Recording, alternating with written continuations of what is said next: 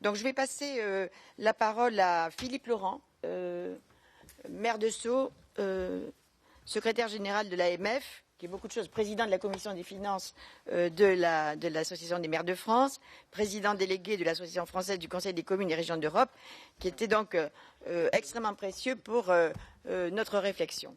Je voudrais vous remercier de m'avoir invité à intervenir dans cette table ronde. Moi, lorsque c'est Michel Bouvier et Marie-Christine qui m'en ont parlé, et ça a tout de suite fait tilt parce que voici à peu près 20 ans, c'est même plus que ça devait être dans les milieux des années 80, presque 30 ans, c'est-à-dire le FCTVA avait été mis en place, comme l'a rappelé Michel, quelques années auparavant. Je me souviens avoir publié un article. Alors j'ai essayé de le retrouver, mais j'ai pas pu. Il doit être quelque part dans des cartons, dans un journal. C'était dans un journal qui s'appelait L'élu local à l'époque. J'avais publié un papier en disant qu'il fallait, pour rendre neutre le choix entre l'achat et la location, donc permettre, la location ou la prestation de services extérieurs d'ailleurs, il fallait donc permettre le remboursement de la TVA aux collectivités locales sur les dépenses de fonctionnement. Et puis il ne s'est pas passé grand-chose. Il y a eu de temps en temps quand même quelques réflexions, hein. C'est pas, tous les 3-4 ans ça revient, puis hop, après on n'en parle plus. Je pense que c'est évidemment une chose très importante parce qu'il n'y a pas aujourd'hui neutralité entre la réalisation en régie et l'achat de prestations externes lorsqu'il s'agit naturellement de ce qu'on appelle le fonctionnement. Encore faut-il savoir exactement ce que ça veut dire fonctionnement. Aujourd'hui, les choses sont assez floues. D'ailleurs, nous aurons peut-être demain la bonne surprise. Il faut s'en réjouir parce qu'en matière de finances locales, il y a peu de bonnes surprises depuis quelques années.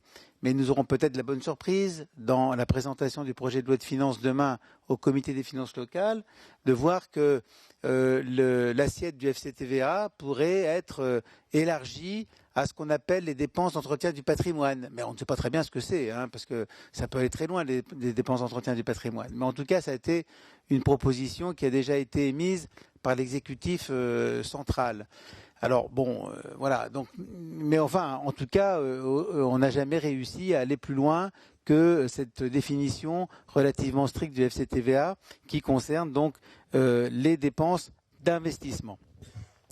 Alors, il y a plusieurs choses, plusieurs choses à dire. Et Michel a décrit tout ça et j'y reviens pas. Je ne vais pas répéter ce qu'il a dit fort bien et que naturellement je partage totalement. Mais pour expliquer pourquoi. Je pense que déjà, il y a une méconnaissance assez forte dans le secteur public local des mécanismes qui sont ceux, pour finir assez simple, c'est pas non plus très compliqué la TVA en réalité, hein, c'est un système, une fois qu'on essaie de comprendre, on le comprend assez bien quand même, c'est un système assez logique. Si tu n'as pas trop d'opérationnels. Oui, mais enfin, quand même, globalement, l'idée générale est quand même pas... dans le secteur public, on n'a pas cette culture-là. On l'a plus aujourd'hui qu'il y a 30 ans. Il y a 30 ans, on ne l'avait pas du tout. Aujourd'hui, c'est un peu différent parce que un certain nombre de dirigeants de collectivités territoriales, qui soient élus d'ailleurs ou fonctionnaires territoriaux, ont aussi à s'occuper de sociétés d'économie mixte, maintenant de sociétés publiques locales, avec un système fiscal qui n'est pas le même. Et donc, par conséquent, ça commence à venir peu à peu. Mais quand même, il y a encore une méconnaissance assez large. La deuxième chose, c'est que en matière de finances publiques, comme vous le savez, parce que ça, on le lit tous les jours dans les rapports de la Chambre régionale des comptes, de la Cour des comptes, dans les rapports des instituts, vous savez, les grands instituts qui savent tout sans avoir jamais rien fait. Non, je ne devrais pas dire ça. Donc, ils vous disent tous que l'investissement, c'est bien, mais que le fonctionnement, c'est pas bien. Voilà, en matière de finances publiques. Donc naturellement, vous êtes quand même plutôt amené à augmenter vos dépenses d'investissement plutôt que vos dépenses de fonctionnement. Mais tout ça parce que c'est classé comme c'est classé. Il n'y a pas de réflexion particulière, c'est comme ça. Lorsqu'on loue, c'est de l'aide du fonctionnement. Lorsqu'on achète, c'est de l'investissement. Or, l'investissement, c'est mieux. Attention, à condition qu'il n'y ait pas trop de dette. Ça, c'est vrai. Parce que la dette, c'est pas bien non plus. Donc on est régi par des espèces de systèmes, de mots d'expression de normes, on va dire, de normes dans l'expression, qui empêchent donc d'évoluer. Et pourtant, lorsque, Madame la Présidente, vous parlez de l'intérêt de la location dans un certain nombre de domaines, vous avez parfaitement raison. Et je fais d'ailleurs le parallèle avec la demande qui nous est faite, à nous, élus locaux, de faire davantage de mutualisation. D'une certaine manière, on peut dire aussi que la location, ça permet quand même beaucoup plus facilement la mutualisation que l'achat. L'achat, on peut acheter en mutualisant. Mais c'est quand même moins facile qu'en louant, parce qu'on peut parfaitement imaginer que c'est le loueur qui fait son affaire de louer la moitié du temps à telle commune et la moitié du temps à une autre commune. C'est parfaitement envisageable et c'est vous, c'est le loueur à ce moment-là, qui organise tout ça. Et la collectivité a à disposition un bien pendant la moitié du temps. Donc c'est quand même plus simple.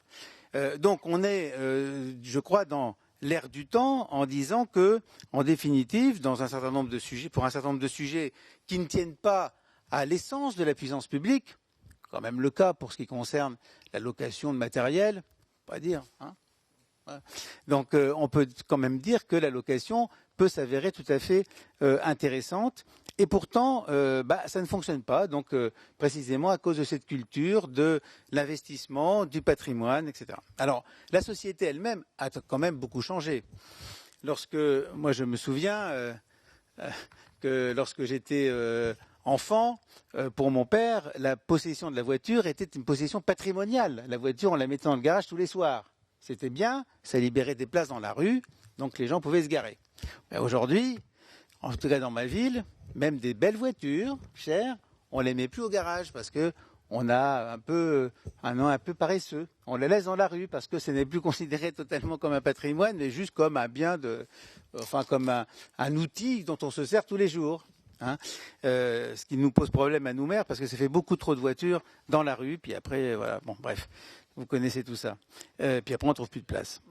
Donc, par conséquent, cette évolution d'un certain nombre de biens considérés auparavant comme patrimonial et maintenant qui ne sont que des outils, pour nous particuliers, cette évolution est en cours depuis longtemps.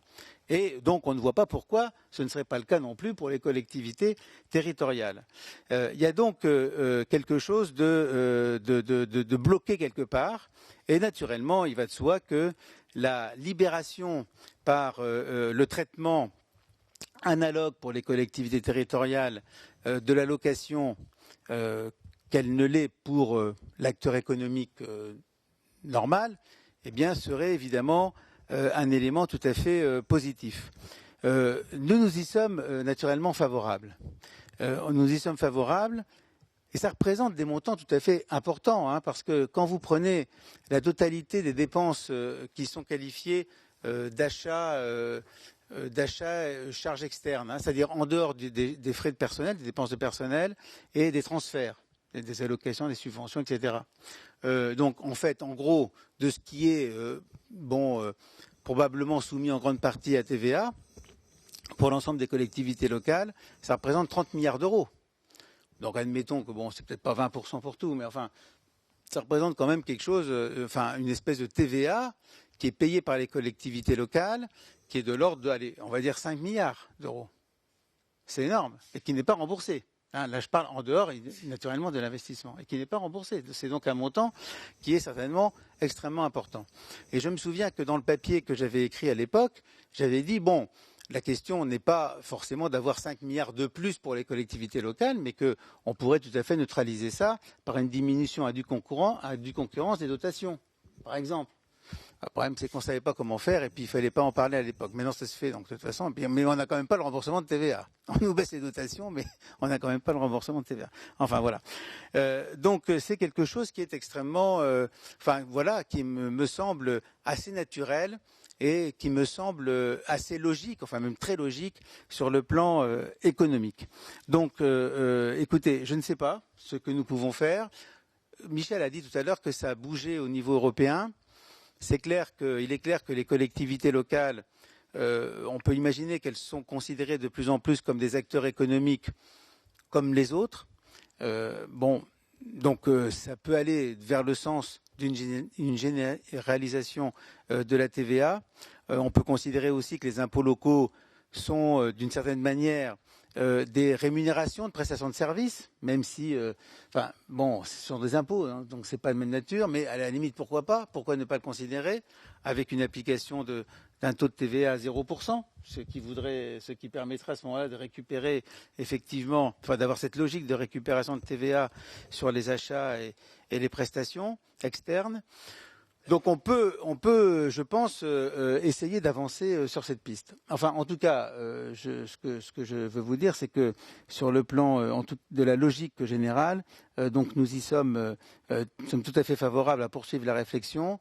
Je pense qu'à un moment donné, c'est pas une question technique, c'est une question qui est vraiment totalement politique. Elle va dans le sens, je pense, de l'intérêt et des collectivités locales et naturellement des professionnels. Mais bon, il n'y a pas d'opposition forcément entre ces deux mondes, et qu'elle va aussi dans l'intérêt d'une plus grande souplesse de gestion pour les collectivités territoriales, d'une capacité, d'une meilleure adaptation aux moyens et d'une capacité sans doute à répondre encore mieux donc à leurs obligations de service public auxquelles naturellement nous tenons aussi beaucoup.